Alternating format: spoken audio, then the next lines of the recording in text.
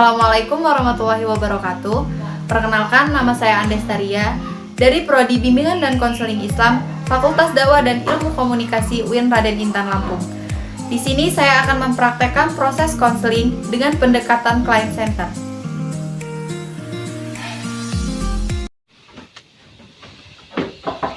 Assalamualaikum. Waalaikumsalam. Silakan masuk. Mari duduk. Terima kasih, Bu. Ya. Ini Okta yang kemarin menghubungi saya ya? Iya, Bu. Kemarin saya menghubungi Ibu. Kalau boleh tahu Mbak Okta ini tinggalnya di mana? Tinggal di Liwa, Bu. Oh, tadi kesini naik apa? Oh, naik motor. Jauh ya dari rumah ke sini? Lumayan. Sebelumnya Mbak Okta sudah pernah melakukan proses konseling atau belum? Belum, Bu. Ini pertama kali saya melakukan konseling. Sejujurnya, saya sedikit takut melakukan proses konseling ini. Kamu tidak perlu takut datang ke sini untuk berkonsultasi, karena saya di sini sebagai konselor. Nah, tugas konselor itu untuk memberi layanan kepada konseli untuk menghadapi masalah atau sulit dalam mengambil keputusan.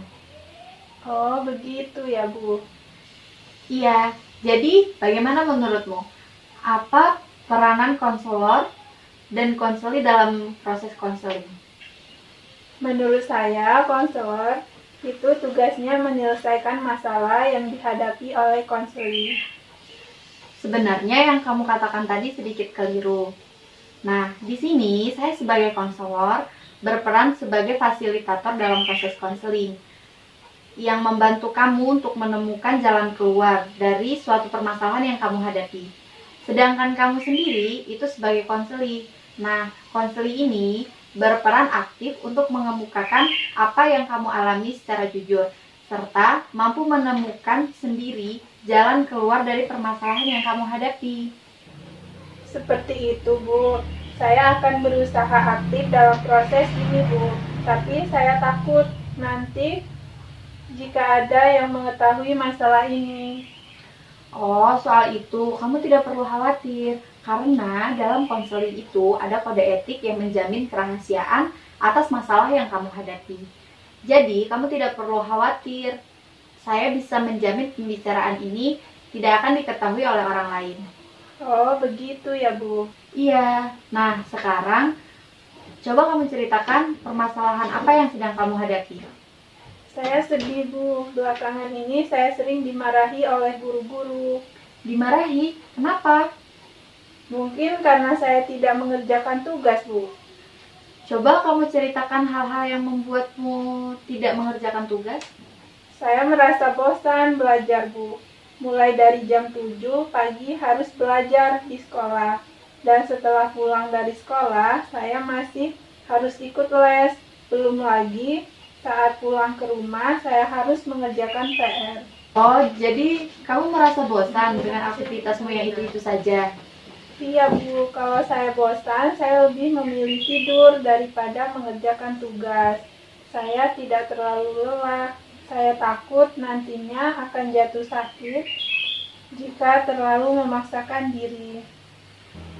Saat kamu tidur lebih awal, apa kamu menggantinya dengan bangun tengah malam misal, atau bangun subuh untuk mengerjakan tugasmu? Tidak, Bu. Saya tetap bangun seperti biasanya. Jadi meskipun kamu tidur lebih awal, kamu tetap bangun seperti biasanya dan tidak mengerjakan tugas? Iya, Bu. Saya tahu bahwa apa yang saya lakukan itu tidak tepat, tapi itu membuat saya merasa nyaman. Saya sadar, Bu, seharusnya saya belajar dengan giat, karena sebentar lagi saya akan mengerjakan ujian. Kamu mengatakan kamu harus giat belajar untuk menghadapi ujian, tapi kamu merasa nyaman tidur lebih awal dan tidak mengerjakan tugas? Iya, Bu.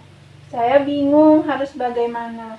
Saya takut gagal saat ujian. Lalu? Saya butuh motivasi yang bisa membuat saya rajin belajar. Kamu butuh motivasi untuk belajar karena kamu takut gagal dalam ujian? Iya, Bu. Kalau saya begini terus, Saya akan gagal dalam ujian, Bu. Jadi, kamu merasa tertekan menghadapi ujian? Iya, Bu, saya takut gagal, Bu. Kalau saya gagal, orang tua saya pasti akan marah dan teman-teman akan menjauhi saya. Saya mengerti dengan perasaanmu. Berdasarkan cerita kamu mulai bosan belajar karena jadwal belajarmu terlalu padat.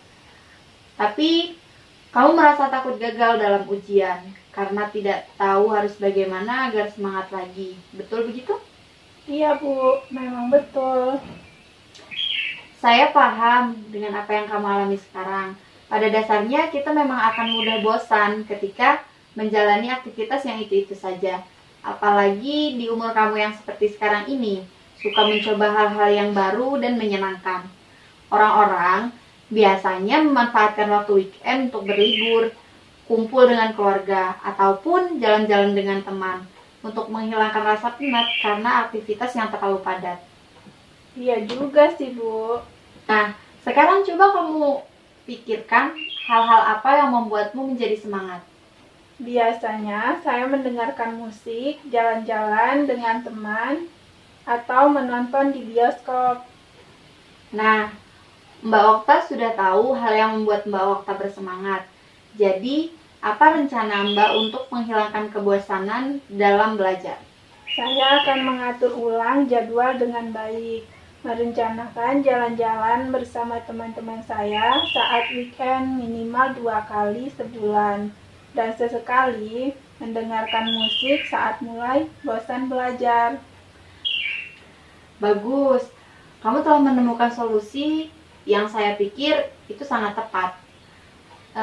Dan apakah kamu mau melakukannya dengan bersungguh-sungguh?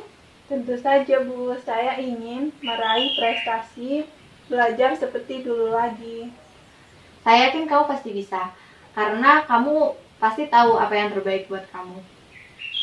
Baik, Bu. Saya senang sekali jika hal itu benar-benar bisa saya laksanakan dengan baik. Saya berjanji akan giat belajar, akan bisa sukses dalam menghadapi ujian. Saya sangat senang mendengar antusiasmu. Nah, sekarang apa masih ada hal yang ingin Mbak Okta sampaikan? Saya rasa untuk ini cukup. Baiklah, kalau begitu mari kita akhiri proses konseling sampai di sini saja. Sebelumnya, saya simpulkan terlebih dahulu hasil dari pembicaraan kita hari ini. Di awal, Mbak Okta mengatakan bahwa prestasi Mbak Okta menurun. Semua itu dikarenakan Mbak Okta merasa jenuh dengan jadwal belajar yang begitu padat dan tidak memiliki semangat dalam belajar. Kemudian, dalam mengatasi masalah tersebut, Mbak Okta berencana untuk mengatur waktu belajar, meluangkan waktu jalan-jalan dengan teman di saat weekend, dan sesekali mendengarkan musik di saat Mbak Okta bosan untuk belajar. Bagaimana Mbak Okta? Iya, Bu, saya akan berusaha agar kejenuhan belajar yang saya rasakan sekarang ini bisa segera saya atasi dan dapat semangat kembali dalam belajar. Saya juga merasa senang dan lega, Bu. Sekarang saya sudah tahu apa yang harus saya lakukan sekarang.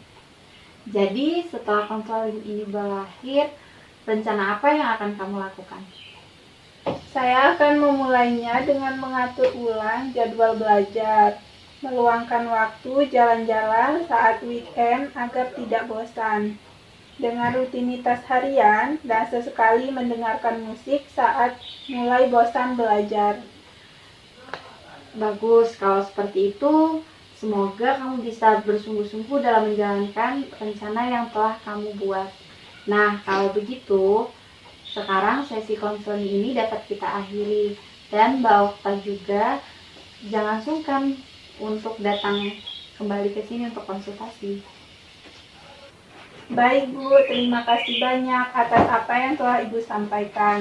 Saya merasa senang dan lega. Sekarang saya sudah tahu apa yang harus saya lakukan. Kalau begitu, saya permisi ya, Bu. Ya, Assalamualaikum. Waalaikumsalam. Hati-hati di jalan ya. Ya, Bu.